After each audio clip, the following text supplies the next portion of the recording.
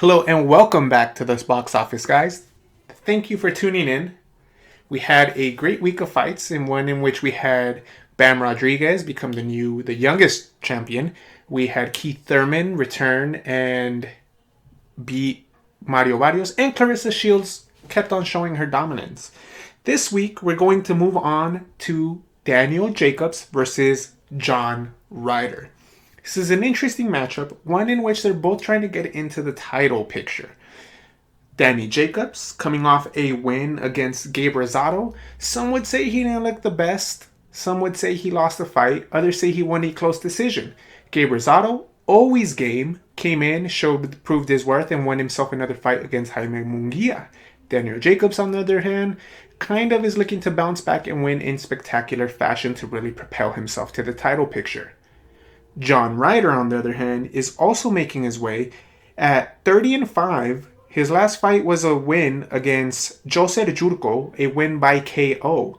Mike Guy, a win by decision, and Caleb Smith, a fight in which he lost by decision.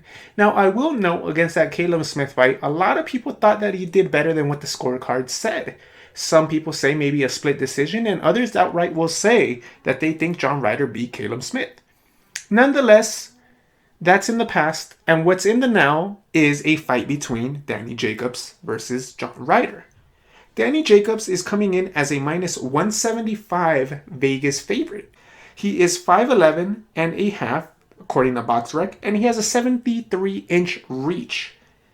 As I mentioned, the fight against Gabe Rosado, in which it was in November 27 of 2020. So he himself, like Keith Thurman, is going to be fighting off some ring rust. On the other hand, as I mentioned, John Ryder is the Vegas underdog. He is at a plus 135, meaning you bet $100, and if he wins, you get $135 in return.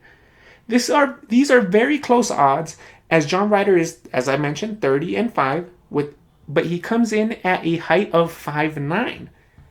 The shorter man in the ring, but it's not like he's not accustomed to being the shorter man when he steps into the ring. He's coming in with the 72-inch reach.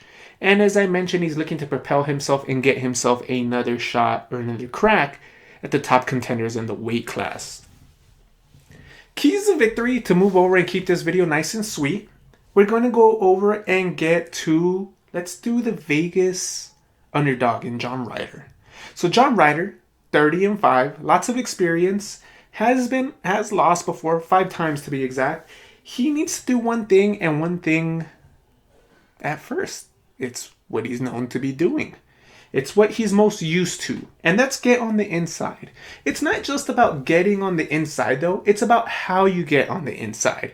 How are you going to get on the inside of being the shorter man? You've done it time and time again, but you want to put a little wrinkle in your game. So when coming on the inside, you're gonna do one of 3 things. You're gonna put your hands up, absorb some punches, get on the inside, and really try to fight at your distance. 2, head movement, a lot of head movement, and then shoot in and cut that distance off to put yourself in that advantageous position. Or jab coming in and start coming in with an attack of your own as well. There's different ways of getting on the inside, but I'm going to recommend mixing it up and do a little bit of everything. And one thing that's very underrated when trying to cut off the ring and when trying to get in the ring and in your distance is throw feints. Use your feet work to set up that head movement and throw a feint and then come on the inside. Because what that's going to do is if Danny Jacobs is trying to fight at that stick and keep that stick out there, and you throw a feint and he shoots the stick and he actually reaches, you're going to put yourself in a position to really cut the distance off and start landing your punches at a better rate than you would have before. So get on the inside, use that head movement, absorb some shots if you have to, not necessarily with your head, but with your gloves, block some shots, parry, get on the inside, jab in, come in, jabbing in, but don't absorb too many punches that you don't need to. Throwing the feint will go a long way. Once you get on the inside, step number 2 is going to be, obviously, throw punches in bunches. Once you get in the inside, you're going to be working to get on the inside. And once the work is done, you don't want to breathe and take a sigh of relief and just let him clinch. You're going to want to start working. Mix up your attack, head, body, body, head, and really start throwing your punches, whether it's hooks, uppercuts, left hands, right hands. You're going to want to start setting the pace. Work on the inside and really, really have a high punch volume. You do this because Danny Jacobs is on the older side. He fought against Gabe Rosado nearly 2 years ago, and his fight previous to that was against Chavez Jr., in which Chavez Jr., it says right here, technical knockout, round 5. I believe Chavez did not come out, didn't answer the bell. So you really want to see what he has left in the gas tank. You want to really test his conditioning, and you really want to see what you can do as far as pushing him to the limit as far as volume and output goes. So get on the inside, punches and bunches, and, following the script, attack the body once you get in there. Danny Jacobs might want to try to box, might want to use his footwork, so start investing in the body. Yeah, he might try to dance around, he might try to move around, use his feet work, try to set you up with punches. But if you start tagging the body, specifically on the second half of the fight, those legs are going to be feeling like he's walking on cement. And once he starts slowing down a little bit, his punch output, maybe you get the steam out of his punches, what you can start doing is really, really, really having your punch output increase. You do this, you'll be able to take a little bit more risks on the inside and potentially pull off an upset, which may I add, wouldn't be that big of an upset according to the odds makers. It's not even at 2-1. It's a little bit under 2-1. It's like 1-3. Or 2-1, 2-2, 2-3, something along those lines. Anyways, Daniel Jacobs, you on the other hand, have a little bit more as far as what to do. And I'll go ahead and cover that at the end. But Danny Jacobs coming in, BoxRec has him listed at 5'11.5", 73-inch reach. Obviously, fight at your distance. Fight at your distance so that you don't smother your punches and you can really get full leverage on those punches. You can extend on the punch, on the jab, on the 1, on the 2, on the hook, but you're going to want to fight at your distance. You get a little too close, you're not going to be able to get leverage to throw those punches, especially being the taller fighter. So really stay disciplined and try not to get caught fighting at his distance, but fight at your distance.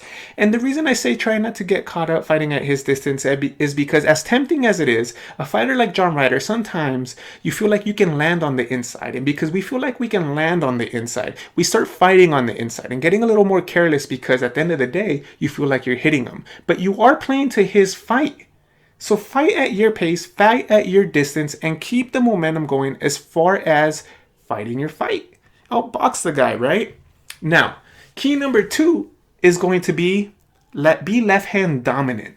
A fighter like John Ryder is going to be coming in 12 rounds at a time, full force, 100 miles an hour. At least this is what we've seen from him in the past. He's a gritty fighter, very tough opponent. So, be left hand dominant.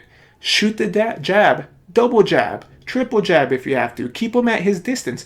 But keep in mind that when he starts coming in and he starts getting his distance, you're going to want to start using that check hook, that lead hook to throw punches. If he has a high guard, you're going to want to start punching around that guard. There, that lead hook. Or if he's coming in with the high guard, check hook.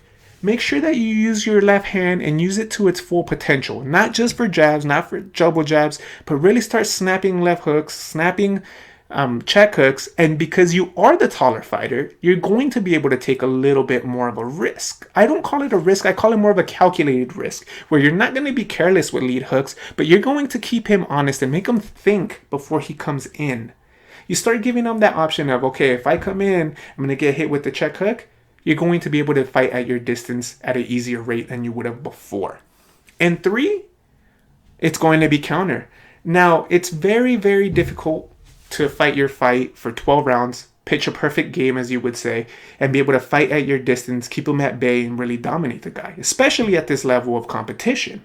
So when he does have success, and we do anticipate him having his moments throughout this fight, what you're going to want to do is you're going to want to counter when he comes on the inside. Whether if he starts throwing hooks at your body or up to the head, you're going to at one point land an uppercut, catch him with the right hand as he's opening up, and same thing applies as far as timing him, because he starts thinking once he gets it, he works so hard to get on the inside, and he starts thinking that if I start throwing punches and bunches, I'm going to get countered. You're going to make it a little more difficult. Things are going to get a little more foggy when he gets in the inside. So you do those 3 things. You fight at your distance. You control him with that left hand. You throw check hooks and lead hooks with that left hand. Or lead hand, I'm sorry. And then you counter on the inside. You're going to put yourself in a good position. And if you win, it's going to be more of how you win. By decision, knockout. And the odd makers are leaning towards decision. I will say that. But my prediction is, I think I'm personally staying away from this fight as far as wagering goes.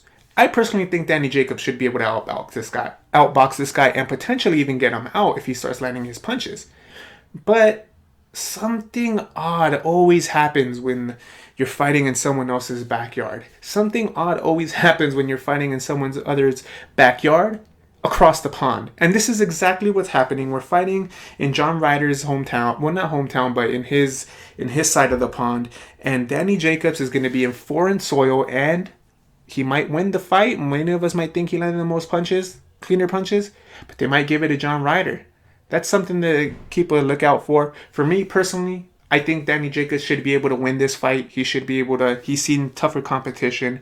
He has seen Canelo. He's learning, growing from it. But if John Ryder can make it tough, make it rough, and take him to 12 rounds, he might get the nod. There you have it, folks. Stay tuned for more episodes. Keep a lookout on our podcast and our Instagram, that we're going to be posting more updates, announcements, and even giveaways. Take care, guys.